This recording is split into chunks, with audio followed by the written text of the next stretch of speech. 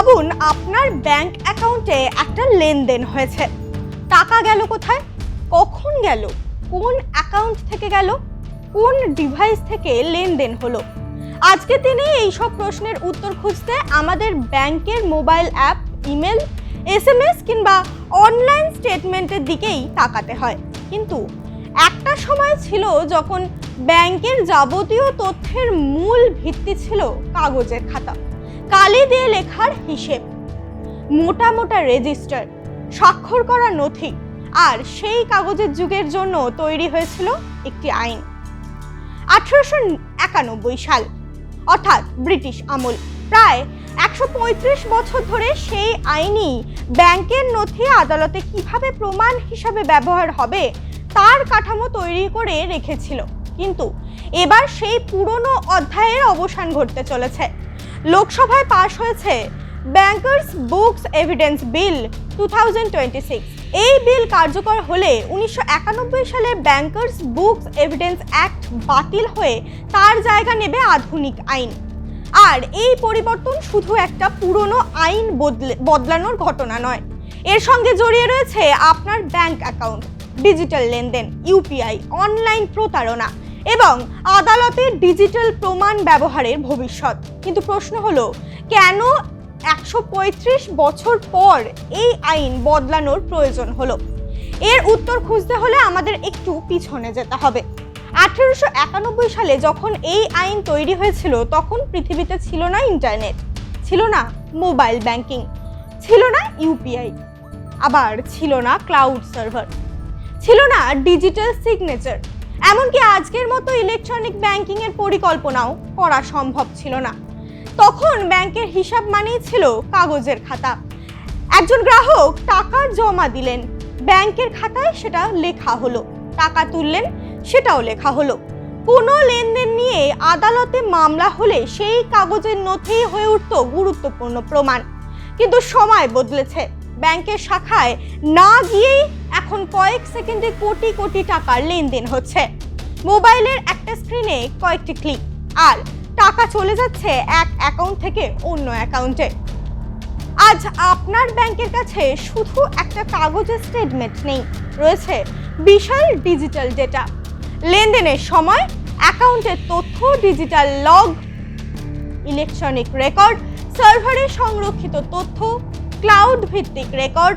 প্রশ্ন হলো, এতদিনের পুরনো আইনে এই নতুন বাস্তবতাকে কতটা সহজে সামলানো সম্ভব?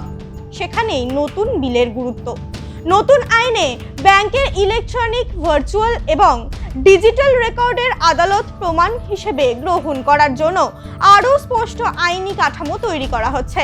অর্থাৎ কাগজের খাতাই আর একমাত্র গুরুত্বপূর্ণ নথি নয়, আপনার ডিজিটাল লেনদেনের রেকর্ডও আইনি প্রমাণ হিসাবে গুরুত্বপূর্ণ হয়ে উঠবে। ধরুন আপনার অ্যাকাউন্ট থেকে প্রতারণা করে টাকা তুলে নেওয়া হয়েছে। আপনি বলছেন, আমি এই টাকা পাঠাইনি। তদন্তকারী সংস্থা তখন কি করবে?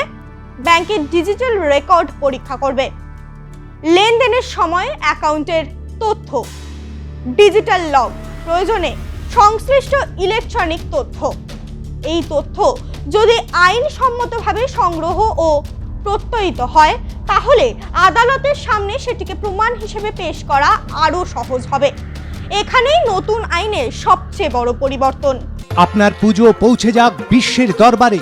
প্রতি বছরের মতো এবারও R+ নিউজ নিয়ে এলো শারদাঞ্জলির সেরা সম্মান 2026। অংশ নিতে সকাল 10টা থেকে সন্ধে 6টার মধ্যে সরাসরি যোগাযোগ করুন আমাদের অফিসে অথবা কল করুন 9836323248 এই নম্বরে।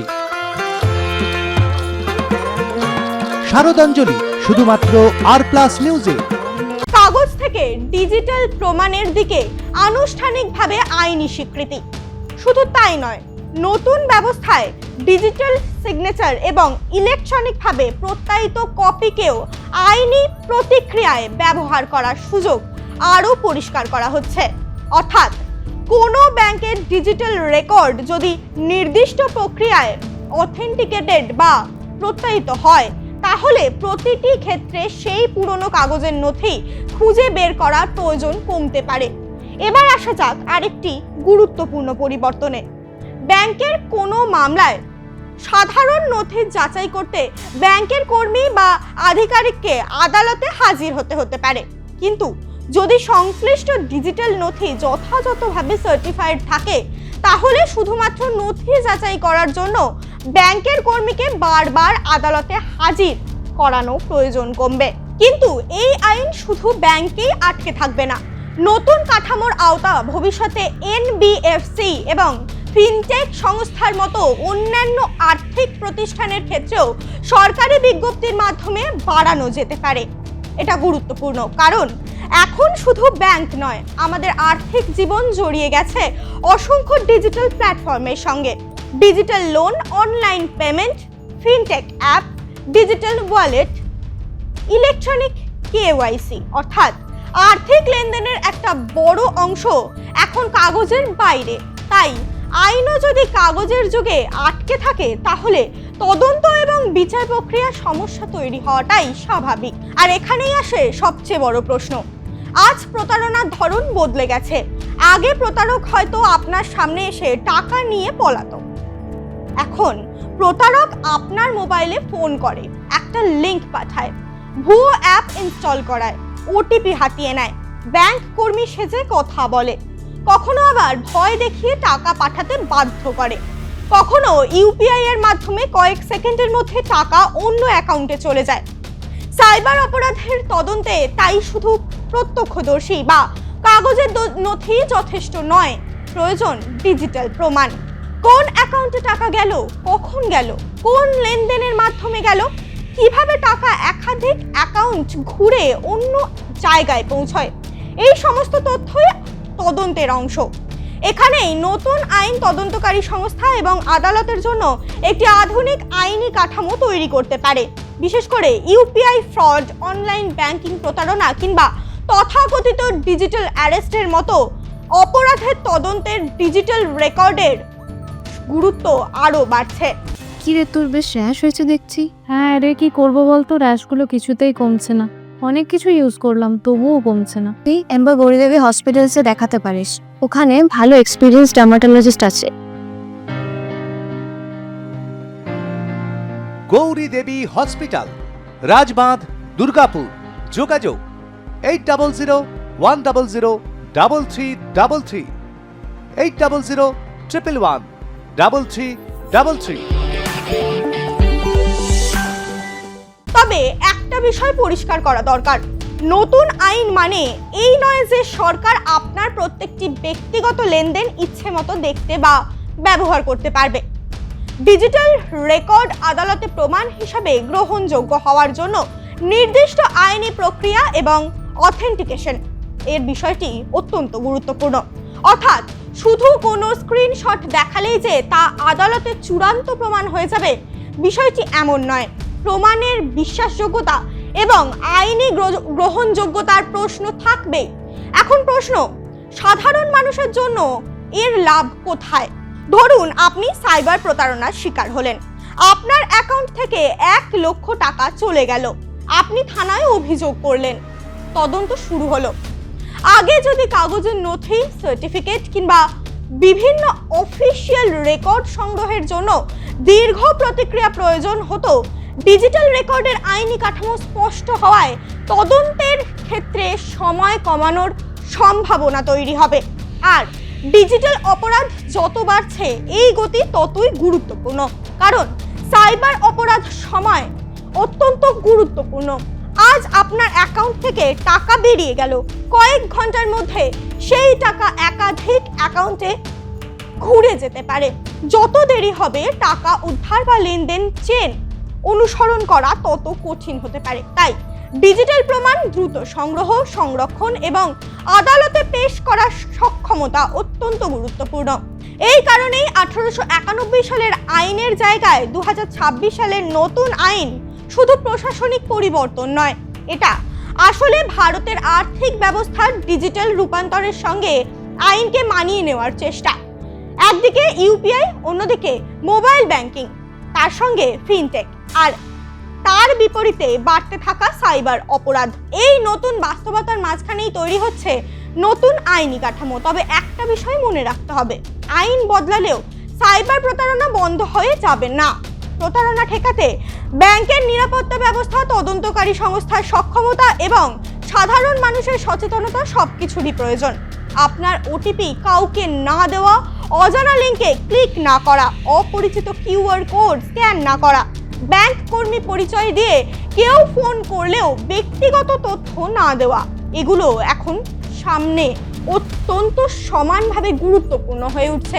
কারণ প্রযুক্তি যত আধুনিক হচ্ছে, প্রতারকরাও তত আধুনিক হচ্ছে। আর সেই পরিবর্তনের সঙ্গে তাল মিলিয়ে এবার আইনও বদলাচ্ছে। 135 বছর আগে যে আইন তৈরি হয়েছিল কাগজের খাতা আর হাতে লেখা হিসেবের যুগের জন্য, সেই আইন এবার জায়গা করে নিচ্ছে এমন একটি কাঠামোকে যেখানে ব্যাংকের তথ্যের বড় অংশই থাকে ডিজিটাল জগতে।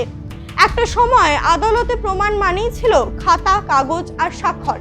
আজ সেই তালিকায় যোগ দিয়েছে server, electronic record, digital signature এবং অনলাইন লেনদেনের ট্রেল। আর ভবিষ্যতের ব্যাংকিং ব্যবস্থায় এই ডিজিটাল ট্রেলই হয়তো হয়ে উঠবে সবচেয়ে গুরুত্বপূর্ণ প্রমাণগুলোর একটি। তাই 135 বছরের পুরনো আইন বদলে এই গল্প আসলে নতুন একটা আইনের গল্প নয়, এটা ভারতের ব্যাংকিং ব্যবস্থার একটা যুগ থেকে আরেকটা যুগের প্রবেশের গল্প। কাগজের ব্যাংকিং থেকে ডিজিটাল ব্যাংকিং, আর কাগজের প্রমাণ থেকে ডিজিটাল প্রমাণের যুগের ভারতের যাত্রা।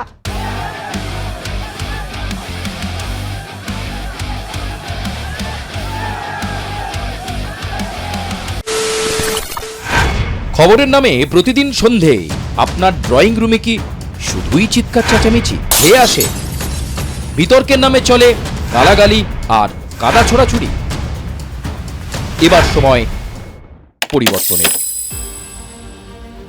কারণ আমরা কান ফাটানো চিৎকারে বিশ্বাস করি না।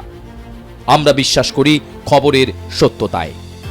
আমরা কোনো পক্ষের হয়ে গলা ফাটাই না, আমরা সাধারণ মানুষের হয়ে প্রশ্ন তুলি।